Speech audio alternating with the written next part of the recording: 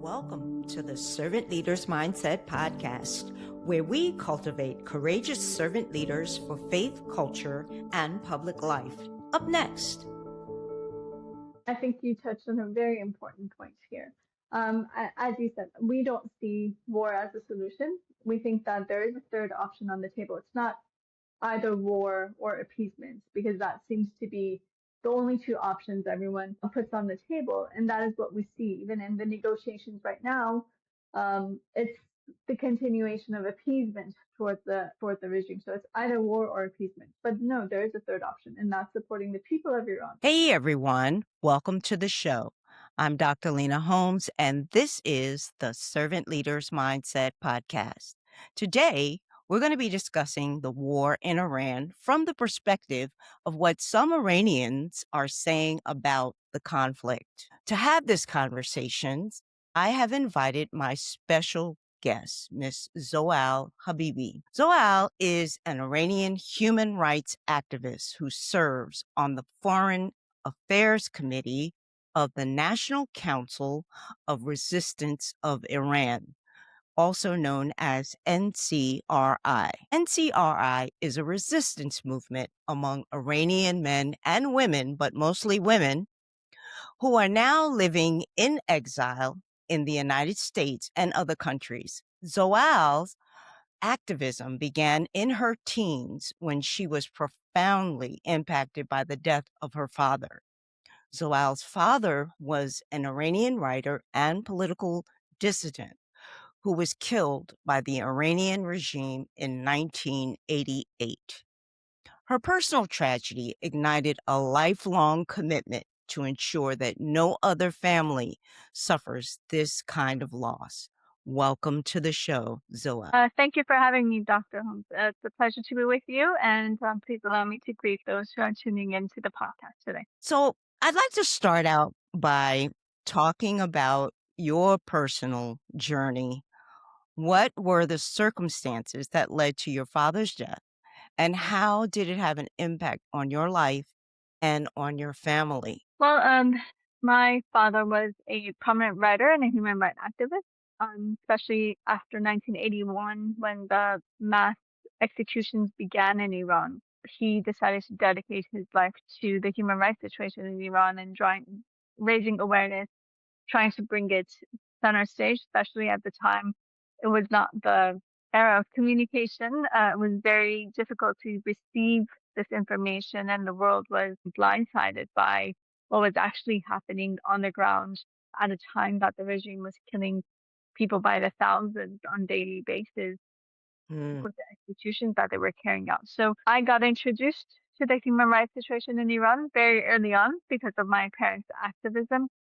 But I always thought like that was in Iran and this is here. I remember, I think I was like about 4 or 5 years old the first time I met people who were victims of torture. And they ended up becoming like my heroes because, I had seen them face to face, and they had stayed with us they had come to the US to come and testify at the United Nations and also in the US Congress. And so they were staying with us for a few weeks. And so I got to know them, on personal basis. And so even though they would try to hide the realities from me because they're like, she's a child, she shouldn't be hearing about these things. But, I was able to connect the dots and put it all together. So that was, part of my life always, activism and, taking part in protests and all of the different types of activities that we were involved with. Things changed when my father was killed by the regime. At the time, I was only 7, but that summer, the Iranian regime actually had 30,000 political prisoners executed in Iran. It wasn't just a turning point. So in my life or our family's life, it was a turning point in Iran's history. And it's to this day, it's a very dark chapter in our history, the 1988 massacre, where 30,000 were executed. And you could still see its impact on Iran society today. And the fact that that is exactly how Khomeini was able to really control the situation after the Iran-Iraq war, after an 8-year war. That was how he was able to continue to hold his grip on power, because he knew that people were devastated by the war. They wanted change. the society was in a point that they really wanted to see an end to this regime. And so with that, he was able to create complete fear in society and be able to push people back into their homes. So the reality was, I guess maybe one of the things that made it somewhat easier for me was the fact that I was seeing, or I understood, even though I was 7, I understood the bigger picture. I understood that, there were so many others who had it worse than I did. There were so many others who had lost, both their parents, or I had friends who had actually been imprisoned with their parents as children, and or they had to even watch their parents be tortured. And I knew that, I never had to live under those circumstances. I never, um, had to live even, I'm from the generation that was born after the revolution, and I've actually never been to Iran.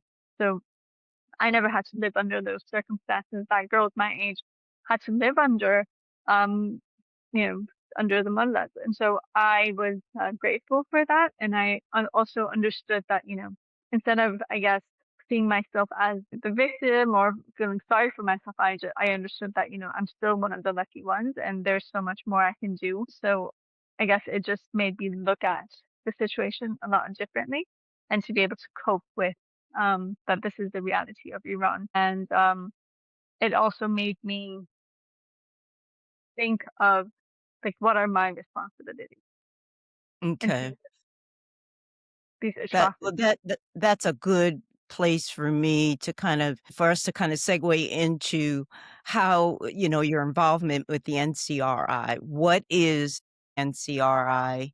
What is the mission of the organization, and what are some of the goals that you and I talked about, in terms of this organization and how they view Iran at this moment? So what is the NCRI? It's a council, I understand that, but can you go into a little bit more detail about what it is? Yeah, exactly. The NTRN is the National Council of Resistance of Iran. It was formed in July 1981. Came about after Khomeini opened fire on I guess, the last peaceful protest that was held and the regime started opening fire on the protesters was on June 20th, 1981. And at that time, 500,000 people came to the streets in Tehran in a spontaneous demonstration. And Khomeini ordered the IRGC to open fire on the protesters. And that was a turning point. To this day, it's considered the day of the political prisoners and martyrs of the cause for freedom in Iran.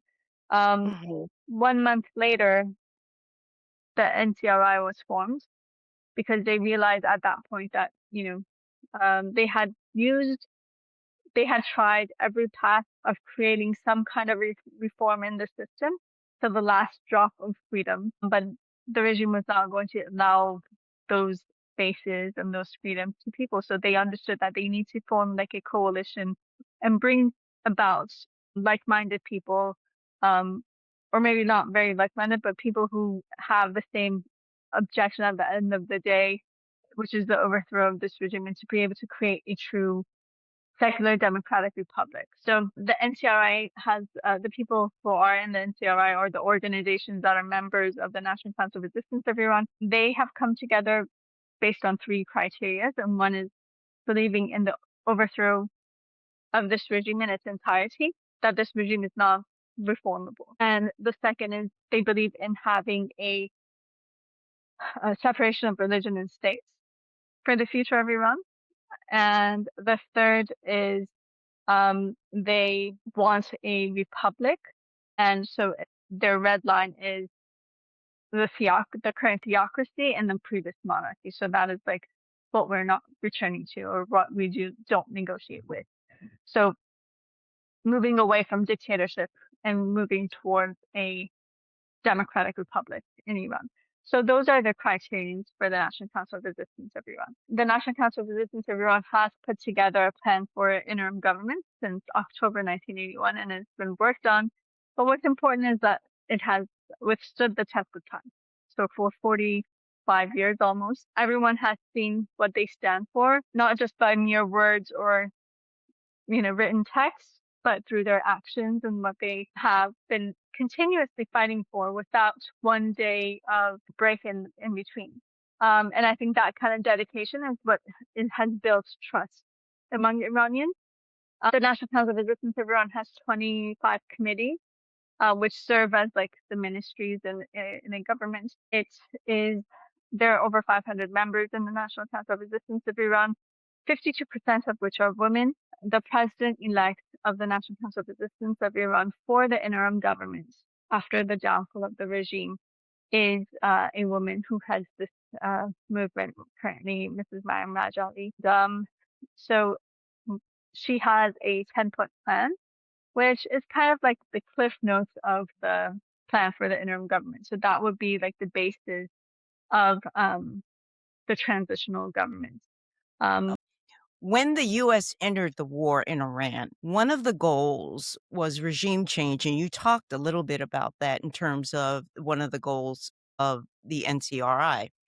Why do you think that by eliminating the Khomeini regime, how come that hasn't worked? Because that's what the United States went into the war in the first place to do. Why do you think that hasn't worked? Well, I think that if you understand, it's very important to understand first the nature of the Iranian regime and also understand the geopolitics of the region in a way to be able to answer this question. Because I think that our movement for over 20 years right now has been reiterating that the solution to Iran is neither war nor appeasement.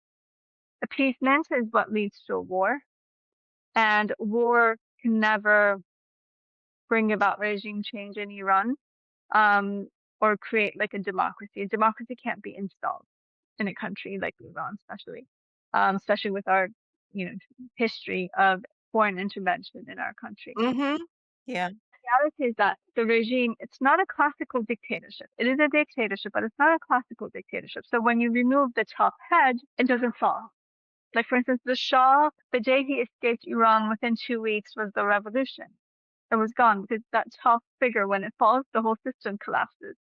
But with this regime, because of the system of the Velayat Faqih and the apparatus that they have intact, you remove that person, it's just replaced by a different figure, but the system still stands and it still continues. The same way that when Khomeini died, Khomeini replaced him back in 1989, and today Khomeini has been eliminated, but right now they say his son, but even if his son doesn't exist, I mean, there's still the guardian council who would choose the next candidate or whatever that they have. So the system is still intact. And the reality is that a system that is very complex because they have also, I mean, this has been constant battle, the Iranian people against this regime for 47 years now. This regime has become more complex step by step, and they have over the years tried to, just safeguard their whole system to make sure that they can stand. Because I think for years the regime has been, they knew that one day they were going to come face to face with this reality. And we see that every year on the anniversary of the revolution, they actually celebrate the fact that we're still in power because they know that their days are numbered too. And if you look at like the last 10 years, there have been like 4 major uprisings in Iran, which show that direction that the people of Iran are committed to overthrow this regime. So the reality is that this regime knows that because it is also the #1 state sponsor of international terrorism, Mhm. and it plays a major role in as a destabilizing force in the region. The regime knows that, war with Iran comes at a price because it's not going to stay limited to the borders of Iran. And that is what the world has now seen. 12 other countries have been attacked in this war, and it has had a lot of implications for other countries in the region too. On the other hand, this regime, it strives on crisis. It strives on war because it is able to, the reality is the regime doesn't have any legitimacy among the people of Iran, but this way it can play both the victim card and the hero card for some. That the victim card, that we are the ones who are being attacked and this and that, but also the hero card because we're the ones who are standing in face of the West or whatnot. So the Okay. regime really depends on that. And it also creates a not only just a distraction, but also it creates a excuse for the regime to be able to suppress internally any kind of dissent because there's a foreign enemy, there's a war. That is the experience that the regime has from the 8-year Iran-Iraq war. Why did Khomeini drag out the war for 8 years? It could have ended after 2 years when Iraq left Iranian territory.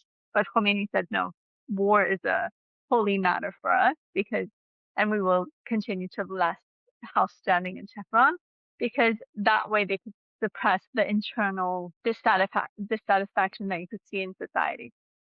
Okay. So the regime knows that, like with bombs over your head, first of all, the regime's not going to fall because it's a very complex system, but also it allows the regime to suppress everyone internally, so people have to stay in their homes. They can't come out. No one's going to be able Right. to. I want to get into that afterwards, but there's a couple of other things that I like us to cover before we talk about what's happening right now, because I do want to get into that. So, another stated reason for the United States entering the war was to prevent Iran from developing a nuclear weapon.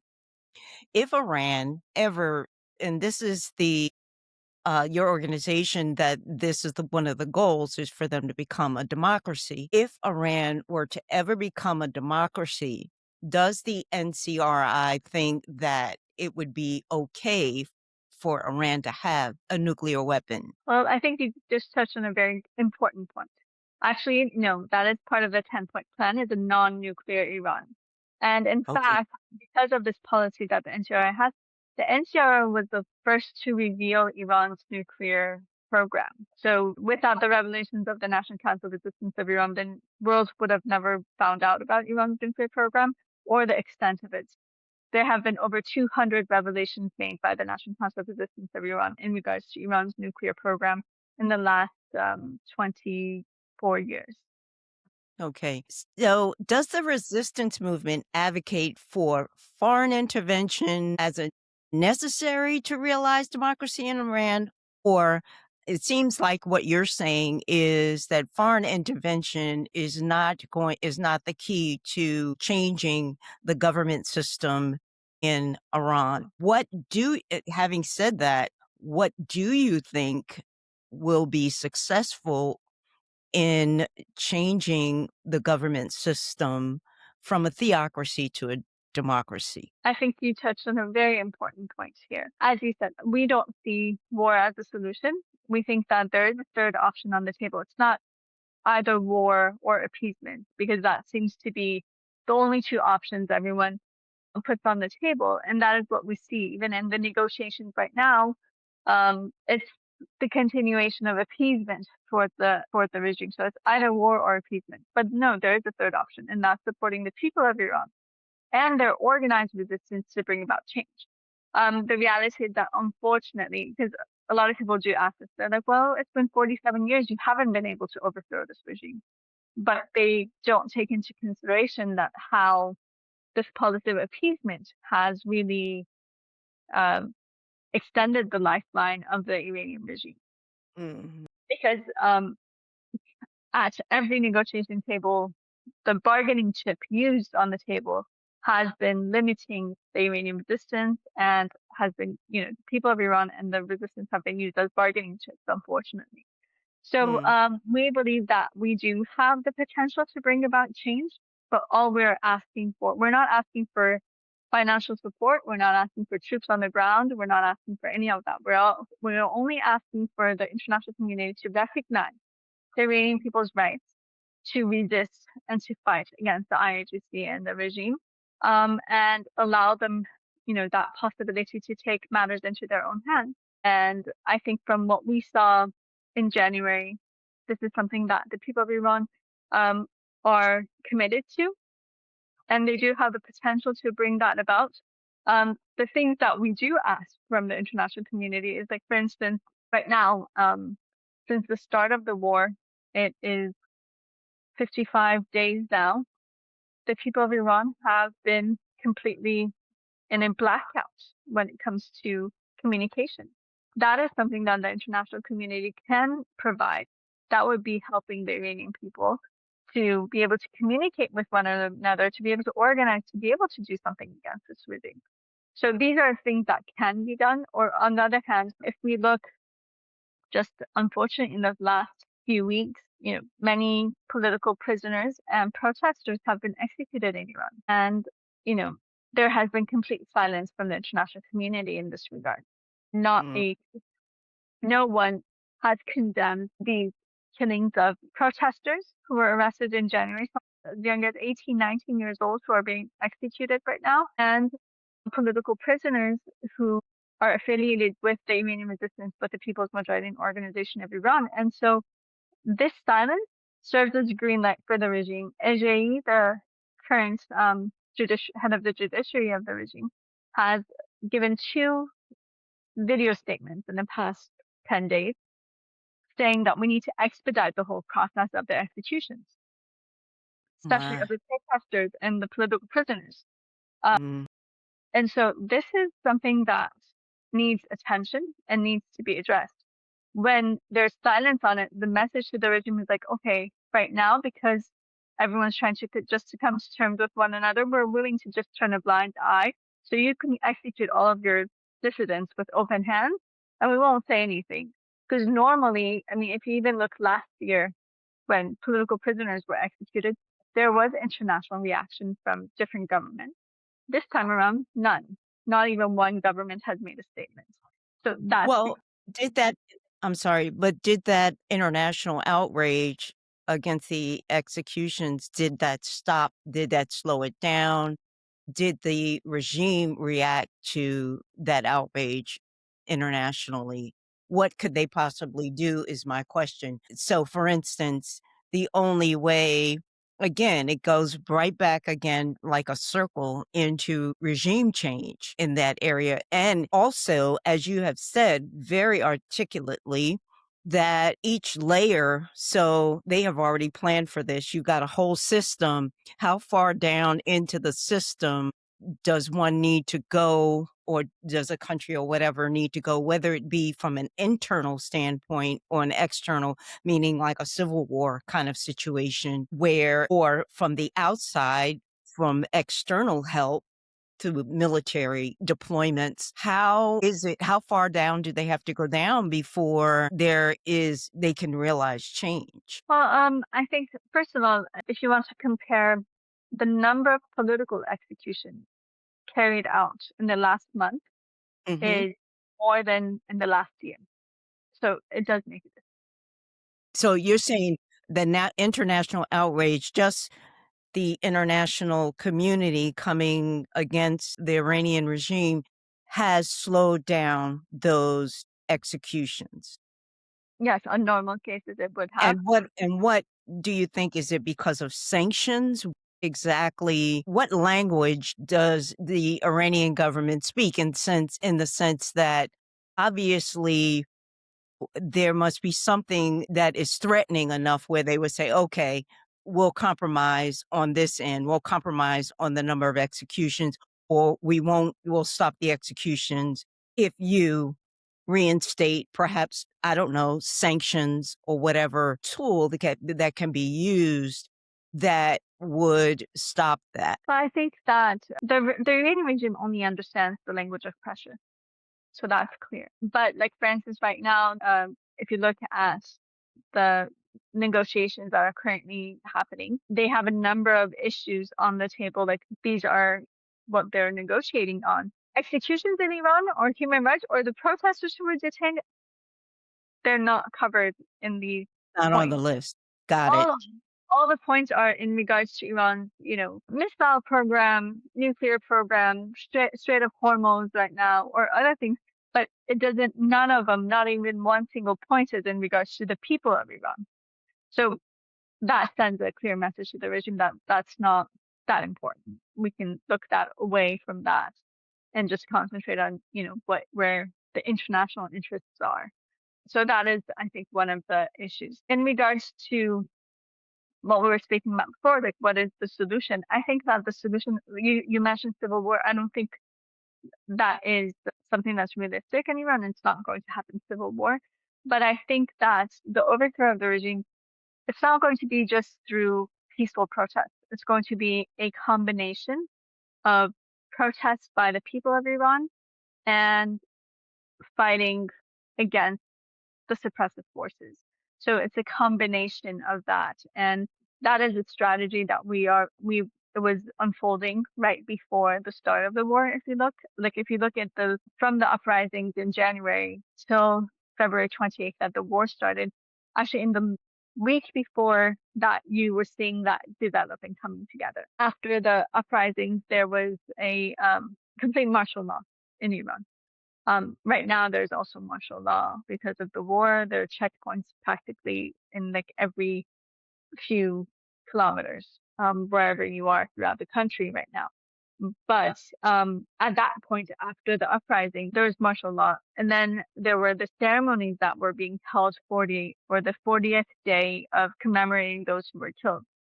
That was something that the regime couldn't control with martial law, and so those started turning to kind of like a protest against the regime.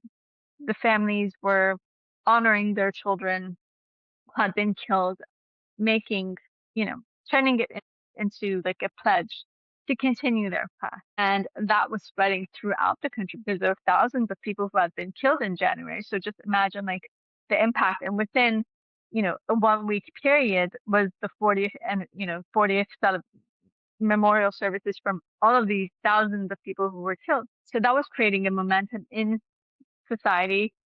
It was clear that, this is just a keg waiting for like that spark to come back to the streets again right now. And then we had on February 20th, university campuses resumed classes on campus after the uprising since that day. On the first day, protests broke out in university campuses across Iran.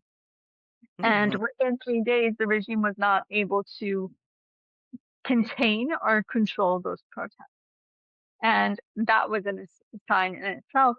And the day after the protest of the, students, it was on the 23rd, I believe, on the 23rd of February, 250 members of resistance units carried out a armed attack on the headquarters of Khamenei, which is the Mm. most secure location in all of Iran at a time that they were on heightened security because there were, it was the time that everyone was like, the war is going to start in a few days, and it did 5 days later.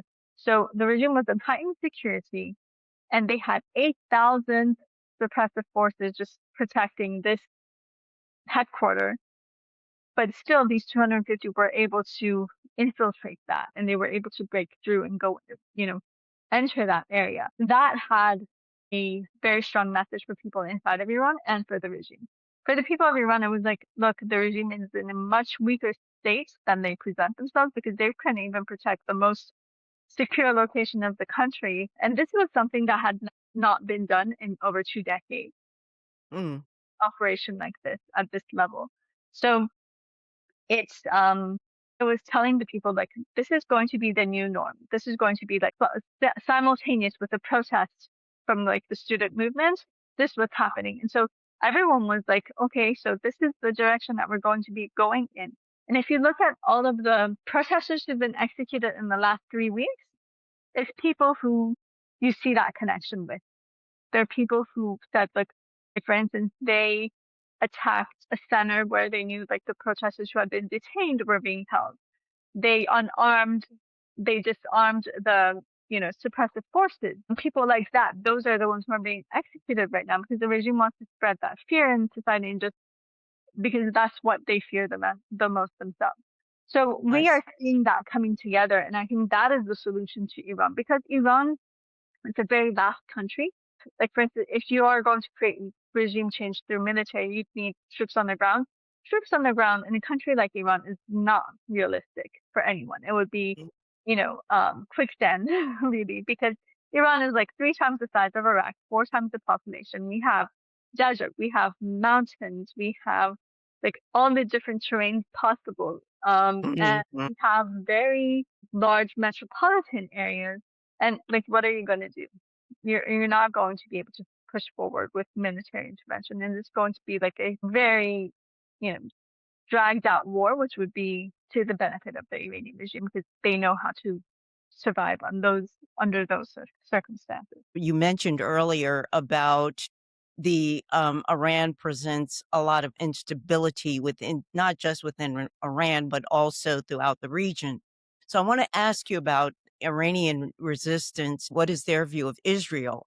Are they favorable to coexisting? Well, we believe in a two-state policy. So and as outlined in the 10-point plan, we hope that Iran will be a country in peace and with its neighbors in the region and throughout the region, and to be able to be, that stabilizing force in the region for peace. We think that one of the main slogans of the NCRI has always been "Pre and freedom," and this is, from 1981 till now, because we were the first also to try to end the Iran-Iraq war. Back then, the first peace treaty set forth was by the National Council of Resistance of Iran to try to bring an end to the war because, the cycle of destruction needs to end. But also in the region, I think that we will only be able to see really true peace in the Middle East and end to all of these proxy groups and Islamic fundamentalism, which has grown because of the Iranian regime.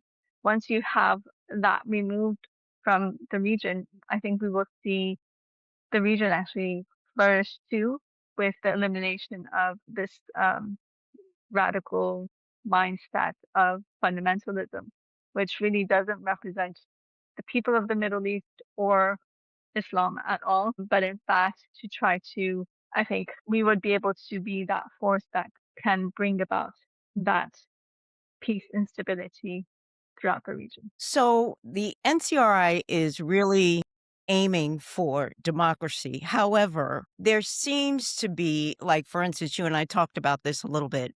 You know, when I visited the region, not Iran, but Saudi Arabia and the UAE, that it seemed as though, at least over the years now, that there is sort of peace between those areas and Israel. Okay. So those areas are not, they are run more like theocracies. They're not democracies.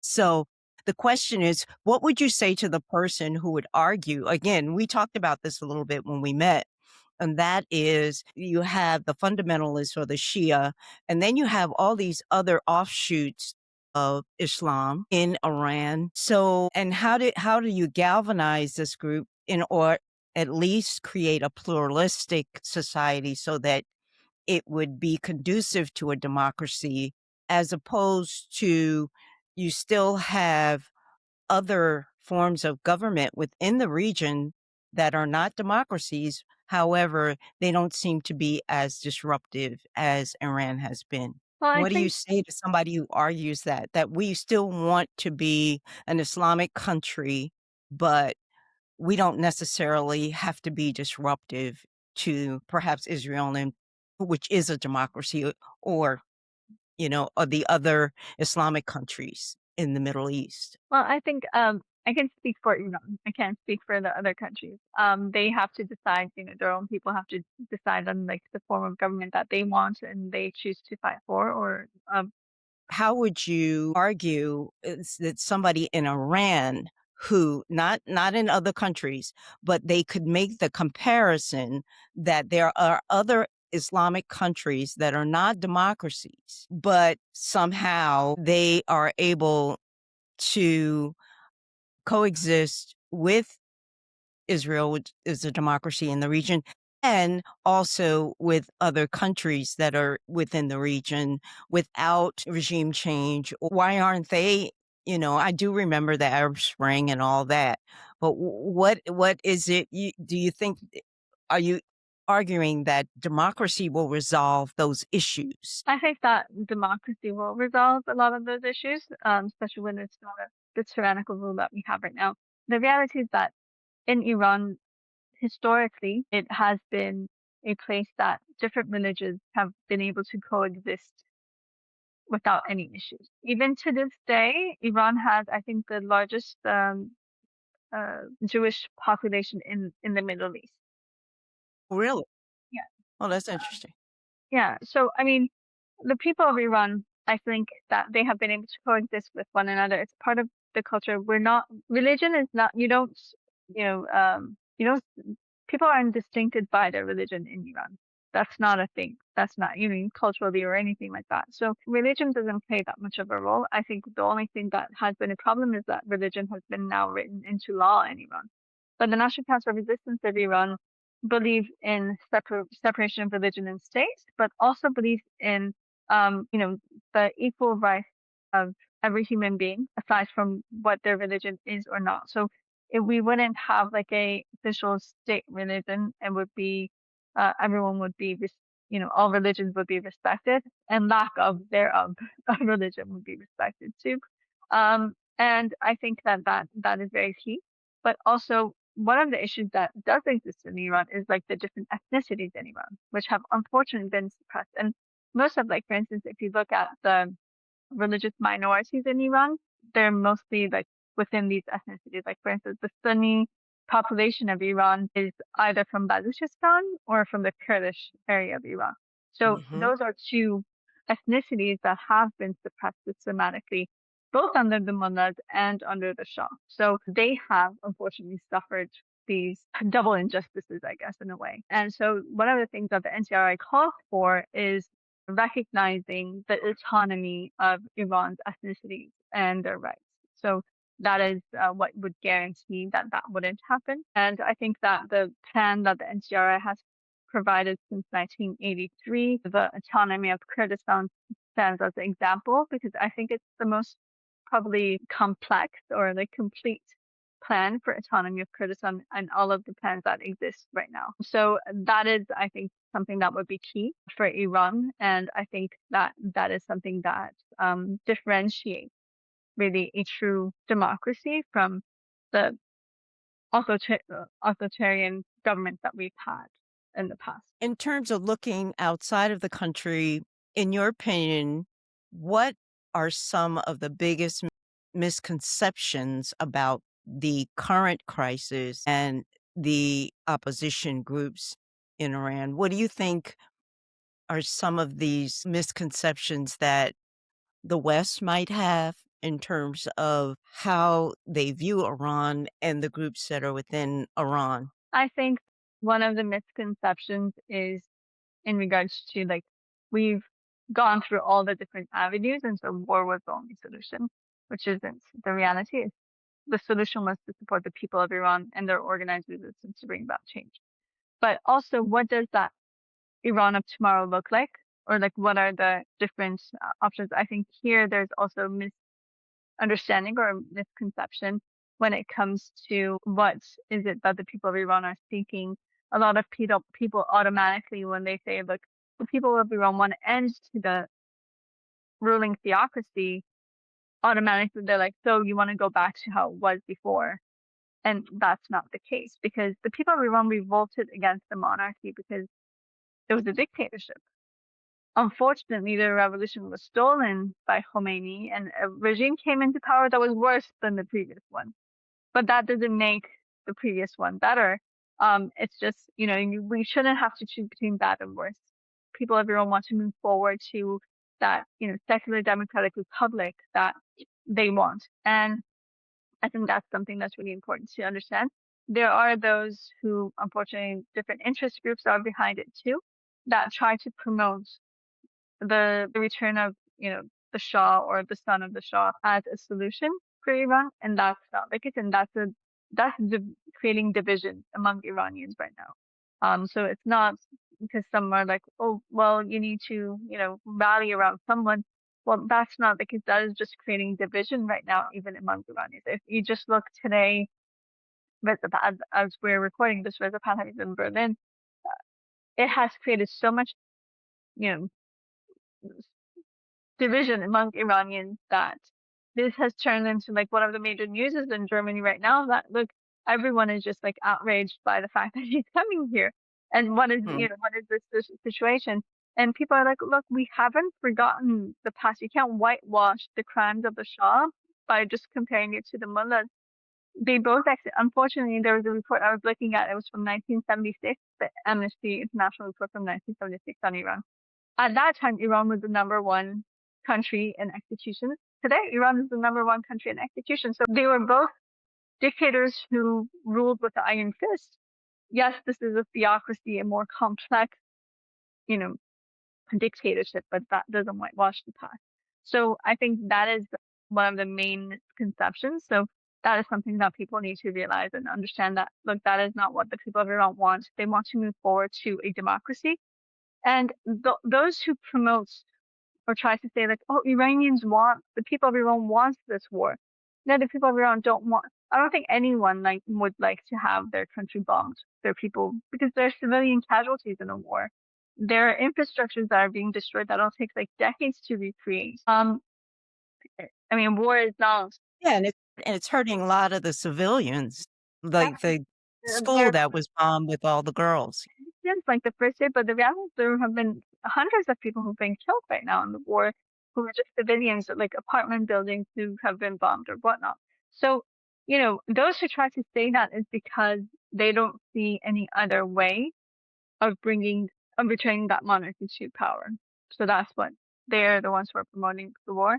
If you look in Iran's history, unfortunately, all the dictators we've have been installed. Like for instance, Reza Khan, the first in the Pahlavi dynasty, he was brought in with a coup d'etat by the British, a military coup. And then once he wasn't serving their purposes anymore, he was removed from office and they brought his son in. His son, at the beginning, he couldn't rule with an iron fist. He was in a weaker position then.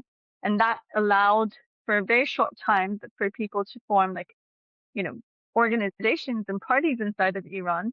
And we saw for 2 years, we had Dr. Mossadegh as the elected prime minister of Iran, and he nationalized Iran's oil.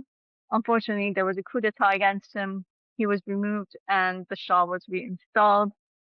And after that, Iran became a one party country. So the Shah eliminated not only all political parties, but any form of organization was forbidden. Even sports organizations were forbidden in Iran. So that is what, the situation became.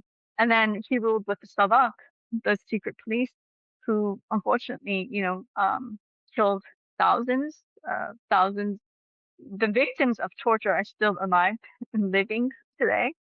I Mhm, personally know people who were tortured severely by the stomach. And so that still stands, that reality. And so the people of Iran haven't forgotten that. And so that's something that they want, to distance themselves from. And the reality is that the Shah was overthrown by the people of Iran through a popular uprising. But it was the Cold War era. At the time, 6 months before the fall of the Shah, the world kind of understood that, this is going to be the end of the Shah. Something new is going to come. And so there was a conference in Guadeloupe in France where they decided like what comes next, because it was a Cold War era. Iran is bordering the USSR and it was a critical place because this would be where does the Middle East really stand in regards to the, West and USSR at that point. And so they figured Khomeini, who was a religious figure or fundamentalist. He was opposed to the USSR because he said, you know, they don't believe in God, so they need to be they need to die. And that was one of their slogans: "Death to the communists who don't believe in God." That was like the slogan of Khomeini, or the progressive movement, who had actually created this revolution, but they were still in the prisons of the Shah at that time. So the West decided to go with Khomeini, and they installed Khomeini. They brought Khomeini into Iran with that airplane, and we are where we are today. So the Iranian people have that experience with foreign intervention. So that's why they're like, no, thank you. We want to take our destiny into our own hands and to be able to create that democracy that we need, because we understand that yes, Iran plays a very important geopolitical role in the region. Yes, it is a country rich in natural resources, and so there are a lot of interest groups who are after that. But we would like to be able to take our country into our own hands and create that true democracy that we yearn for. And imagine, I think one of the greatest, because a lot of people talk about Iran's natural resources, but I would like to say that Iran's greatest asset is its people. Um, mhm, and Iran has the largest brain drain in the world. And our population, the people of Iran, are very well educated. I think we have one of the highest rates of college education in Iran. And just imagine if these people could actually serve their own people. Right now, people with doctorates in Iran, unfortunately, they're like delivering pizzas because there are no jobs. But imagine if these people could actually serve their people and their country. I think we would see Iran flourish really, really fast. So Iran is bombing other countries within the region.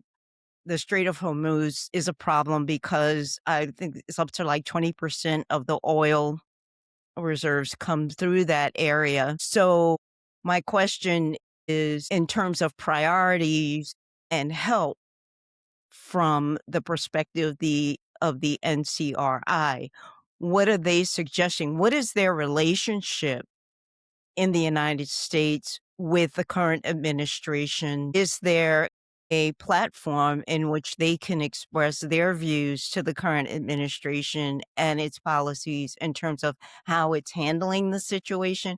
We are stuck in terms of all that is happening in that area. And the number one priority right now for the entire world, which is really very interesting, particularly those countries in the West, is the fact that people are running out of jet fuel. So my question is, how do you know, at this particular point, I don't even think the United States could kind of look at all of the balls that need to be juggled right now in order to move the needle towards what the NCRI is proposing.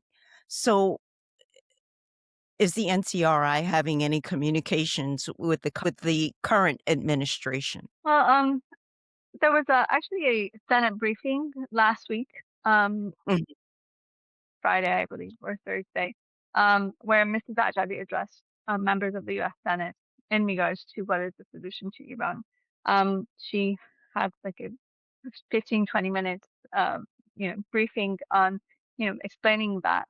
But yesterday she was at the European Parliament, and there she actually raised like what are those key calls to action to the international community. And I'll share those with you because I think that in regards to what it is that we want exactly at this moment in the negotiations or whatnot, I think that is something that maybe there are those who are discussing this with the different, sides of the issue. But I think that this is quite a good outline that, gives you perspective on what is needed as in policy towards Iran. I think one is to recognize the provisional government announced by the National Council of Resistance of Iran, because that in a sense self sends the regime a clear message that look, um, your time is, you're on borrowed time right now. mhm, We recognize the people of Iran's right to overcome this system. The second would be closing the regime's embassy and expelling its agents and operatives, especially those linked to the Ministry of Intelligence and the IRGC from its territory. Just about a week ago, the U.S. did expel, like for instance, the son of one of the ministers of the regime from the U.S. He has been living in the U.S. for decades now, actually, but that was a positive step that Iranians actually, you know, uh, that is needed to be extended to other members of the regime, both in the U.S. and in Canada and Europe, across Europe. The third would be providing necessary technical means to ensure the Iranian people access to free internet, because this is very vital right now in the fight against this regime. Conditioning relations with the clerical regime to the end of the executions of political prisoners and the killing of protesters, what we pointed out before, I think, in our discussion. And then bringing the regime's leaders um, to justice, holding them accountable for, you know, crimes against humanity, genocide, war crimes that they are perpetrating. And the fact that the regime it needs to understand that it is going to be held accountable for all of these crimes. And that makes them calculate the scenario a bit differently, I think. And I think that that is like the best roadmap ahead to be able to move forward. Um, during these very critical times. Interesting.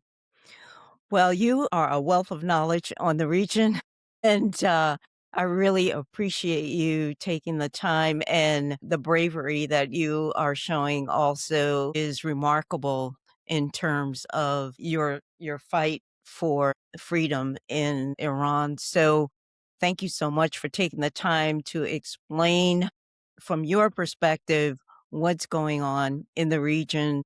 Thank you so much. I appreciate it. It was a pleasure to be with you, and I enjoyed the conversation, and we'll use every opportunity to echo the voice of the people around. So thank you very much for the opportunity.